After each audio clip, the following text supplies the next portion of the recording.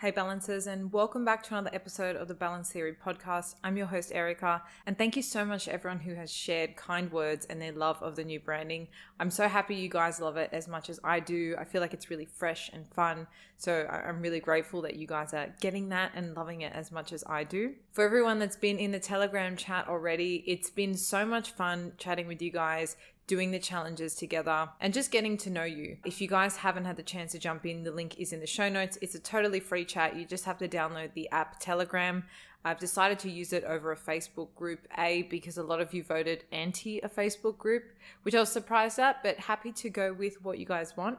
But the Telegram has a really cool feature where I can do like different themed chats. So that's been working quite well. Come in, say hi, let me know what you think, and let's get to know each other a little more. Just quickly before we dive into today's content, so many of you, which I had no idea, found our podcast from reading some of the other incredible reviews that other of you have left on the show. So just to pay it forward, I guess come full circle. If that's you, if you found the show either through a recommendation of a friend or because you read our reviews and ratings, please also leave and share your thoughts there. It's such a beautiful way to connect with and find more like-minded people who are looking for a community like ours, who are looking for content like this that just seems to be a little bit more pragmatic and realistic for what they're going through. So I really appreciate the time taken. You can do this on both Apple Podcasts and Spotify, and it means the absolute world to me. So last week, we heard from our very first guest of season 2, Cass Dunn, who is such a gem, and I had such a beautiful conversation with her.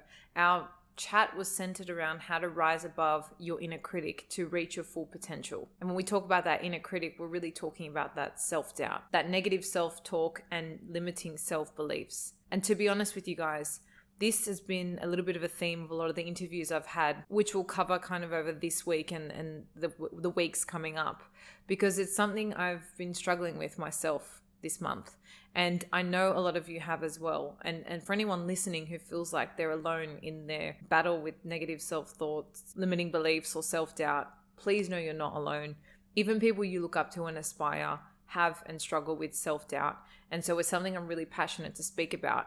Even though it's something I'm learning about navigating myself, it's something I really want to open the conversation up about, because I think it's something hands down every single person experiences. And I think talking about it takes the edge off, right? It's not a taboo thing. There's not something wrong with you. We just need to find tools on how to actually navigate and deal with it. So that's what we're here to do. Today's all about having a bit of a doubt detox, which is exciting and runs off the theme of last week and last week's challenge. So just a little FYI as well, when we do interviews, the challenge won't always be mentioned in our interview. It kind of depends on how my conversation goes. I don't pre-plan them a lot with the guest. We kind of just bounce off each other. So I may not always mention what the challenge of that week is going to be, but it will always be mentioned in our chat. So if you want to jump in on all our challenges, because they kind of weave it together like a story. So this week's challenge will piggyback off last week's. Make sure you're in the group. But for those of you who missed it, last week's challenge was tied to what we were speaking about with Cass, and it was all about just simply bringing awareness to thoughts. Now, the reason I wanted to start here is because I'm very, very guilty of this. When I have negative thoughts or I'm in a negative kind of headspace, the first and only thing I want to do is get out of there, right? I just want to get out of there. I'm not trying to just sit and let those things process. It's just a natural default response for me to just like eject button, get me out of there.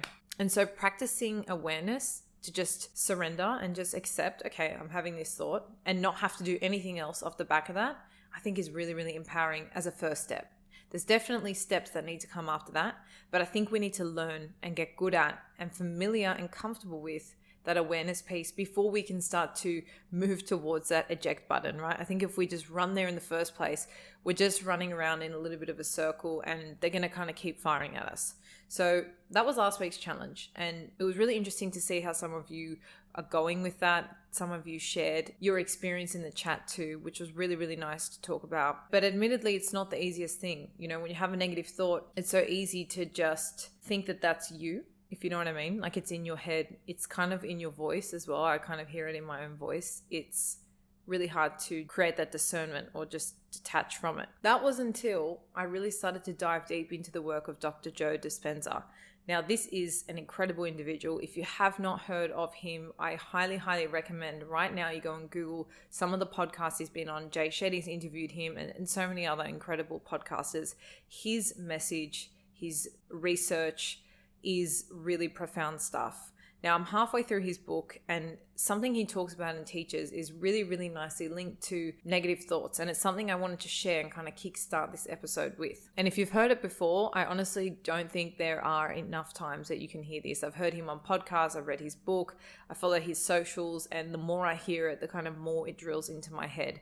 So whether you've heard it or not, this is really, really powerful stuff, and stuff I'm slowly embodying and really, really appreciating. So the essence of what he teaches is that our thoughts and emotions create our present reality. And what's really interesting is when we are thinking about something from the past, right, a traumatic or negative event, we are feeling those thoughts and emotions from that past event in the present. And our minds cannot discern with what happened in the past and what's happening now, right? To the body and the mind, it's happening right now. And so just by thinking about a past event or feeling the feelings that we felt in a past event, we're literally reliving it in the current moment.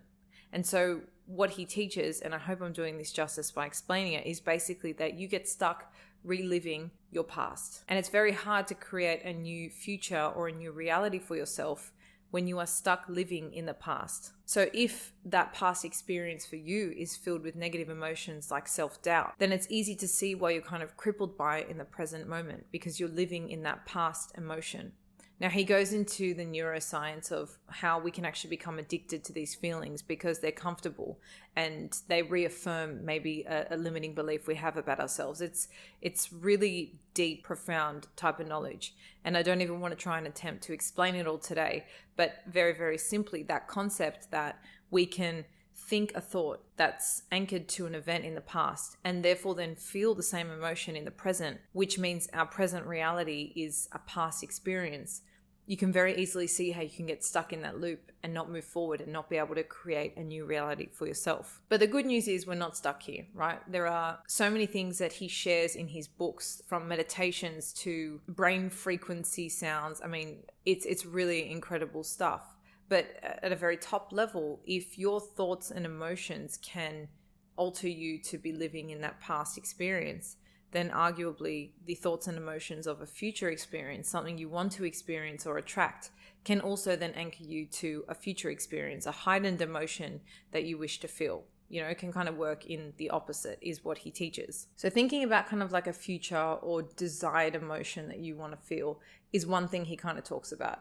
But the other one, which is like really powerful and really related to our topic of conversation today, is being present, right? Whether that's through meditation or any other way that you find grounds you and makes you feel present.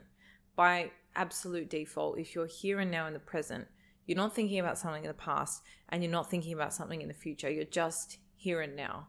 And so your thoughts and emotions are here and now in this moment. And right now in this moment, you're listening to this podcast. There's arguably nothing wrong with this moment. You're just listening to a podcast. It's simple.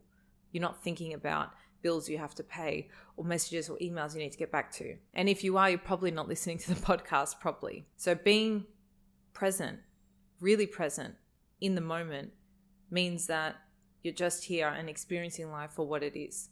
Your energy and your attention is not being pulled left, right, and center. As I've kind of mentioned, you know, meditation is obviously a really, really powerful tool, but we can't meditate all day long, right? To get away from our negative thoughts or to try and not experience them or to be present, right? Sometimes, actually not sometimes, that's just not a practical or viable solution. And that's why last week we started at the moment or the point of awareness. Because think about it this way, right? If you can be aware of a microphone, right? That's what's right in front of me right now, or a pot plant. If you can be aware of anything that's in front of you and you can see it, or you can feel the seat that you're sitting on, by default, it's separate to you because you can observe it, right? If you can be aware of something and you can observe it, it's not a part of you. And so what's really powerful about us having started at the point of observing or becoming aware of our thoughts is to create that space between you and the thought, to show you that it's actually separate to you by virtue of it being something that you can observe. And if you're observing the thought, you really can't be lost in that trance of what the thought means or gravitating towards it being the truth and you feeling it and that emotion coming up because the thought is presenting as truth, as your present reality. Your present reality is not the thought and therefore the emotion that comes with the past experience, and therefore you living the present experience as the past. Hope that made sense. Your present reality is you just observing yourself having a thought, not getting lost in the thought. And I guess like me sharing this, it clicked quite a few things for me. And I hope whether you've heard this or not before, it's something that's got you thinking about your thoughts in a different way and the power of them. Really, if you look into his work, he talks about how thoughts actually make you sick and unwell and how they can heal you too. It's stuff I really recommend you looking into. And so this all underpins awareness, right? It's what we worked on last week. It's the reason it's such an important starting place. But admittedly, it's not the only thing we need to do. We need to move beyond awareness. But we can't just, as I said before, do the last piece. We have to start at awareness. But once we do have that awareness under wraps, once we start feeling comfortable with it, we can then take the next step, which is to challenge our thoughts. And this is going to form the basis of this week's challenge. And it's super simple. I love when things are simple. We don't want to overcomplicate it or make it a hard thing to stick to, right? It's really simple. When you have a negative thought, when you're thinking something bad about yourself, about your output, about your potential, just stop. You've already got the awareness piece, so you're already going to be aware of the thought. And then you can ask yourself, is this true? And when we challenge our negative thoughts, we're engaging in a process called cognitive reappraisal. I've learned that this technique is used in cognitive behavioral therapy, or CBT, and it's used as an emotional regulation strategy. And basically what it involves is getting someone to change the way they think about a stimulus or a stimuli in order to change the way that stimuli has an impact on them. So change the way you think about something to change the way it has an impact on you is essentially the crux of this therapy, of this strategy. So in the context of our challenge and of negative thoughts, if we start to change the way we think about it by challenging them, then we can ultimately change the impact that they have on us just by asking that simple question. Because you think about it, you're almost creating a buffer, right? You're creating a little bit of curiosity, some space for you to actually then reflect on what it means. Is it true? So therefore it doesn't take that automatic impression or impact on you. One study from the cerebral cortex, which is linked in the show notes below, found that when people were asked to challenge their negative thoughts, they showed a decreased activity in the amygdala, which is the part of the brain that is responsible for processing emotions like fear and anxiety. So that part was reduced when they added that thinking piece in response to the stimulus, right? The activity in the amygdala was reduced. And on the other side, there was increased activity in the prefrontal cortex, which is the part of the brain that is responsible for executive functions like your planning, decision-making, and attention. Now, I don't know about you guys, but I find that so interesting. Just by changing the way we think about a negative thought, neurologically changes what is turned on and off or activated in our brain. And so by thinking about a negative thought before we let it before we just react to it autonomously, we're actually activating our rational brain, which makes sense, but we're toning down that emotional response part of the brain. And this is proven in science, which means arguably that if you continue to do this over time, when those negative thoughts come up, you can actually change the way they make you feel, which is really exciting news, especially if you've had thoughts that have been plaguing you for a really, really long time. And I always love learning about the science behind it, right? Because I'm quite spiritual. I like talking from like a really emotional, heartfelt, intuitive point of view. But when you have the science to back something up, it's kind of like, well, now it really, really makes sense. And it's a fact. It's not just something I think and feel. It's actually proven, which is really, really powerful. Between Dr. Joe Dispenza's work and research like this, I kind of feel so much less pressure because I understand why and how my brain operates the way it does. By having a negative thought and the way it makes me feel is actually just the way biologically we are made to respond to stimuli. But when we can understand how it works and understand how we can play a role to kind of stop that process or interject or change that process, I find it just so interesting as a means to take control of things that we feel so victim to from time to time. So our challenge for the week is to challenge our negative thoughts. Ask the simple question after we become aware of them coming up. We ask the simple question, is it true? And now you understand kind of neurologically what's going on when you ask yourself that question. You're stopping that automatic response. You're actually interjecting so it doesn't take that immediate effect on you. And by providing a little bit of thinking towards a negative thought or by being curious, questioning it, you're actually changing the impact that it's having on you. So I'm really excited to see how this next 7 days goes. Whether it's something we feel an immediate relief or impact of, or whether it's something that's going to take a little bit of time to build. I guess it's going to come down to what negative thoughts you're having and how long you've been having them, etc. But keen to chat with you all in the chat about what you guys thought of this episode, the content, the study. Again, that's linked in the show notes if you want to read it a little bit further, and just in general, how you're going to go with this. So if you're not in our Telegram chat, again, the link is in the show note. It's free to join, and you're welcome to bring anyone you like into it just by sharing across the link. I will definitely be sharing the good and the bad of how this goes for me. Any struggles I'm having, I'll be completely honest with you guys. So looking forward to seeing you in there. And thank you so much for tuning in to another episode of the Balance Theory podcast. I'll see you all on Monday for another episode. And until then, stay balanced.